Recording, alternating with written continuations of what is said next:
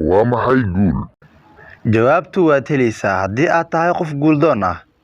Sidoo kale guushu waxay u baahan tahay in la raadiyo, waayo ma jirta guul iska imaada. Guul kasta waxay ku imaadaa hadafyo la qoto, isla markaana lagu dhaqaaqo fulintooda. Hadafyadaadu waa in ay ku leeyihiin hadafyo u baahan in la xaqiijiyo waqti yar iyo hadafyo u baahan in la xaqiijiyo waqti dheer. Aragtida la yaabka leh ee dhalin badani aaminsan yihiin ayaa ah anigu ma noqon karo taajir, ma gaari karo guulo sababtoo ah kama dhalanin qoys qani ah. Waana aragti dhalin badan ku kaliftay inay isdhiibaan oo ay quus ka muujiyaan nolol haddaba bilow u tahay. Naftaada adiga ayaa ka mas'uula.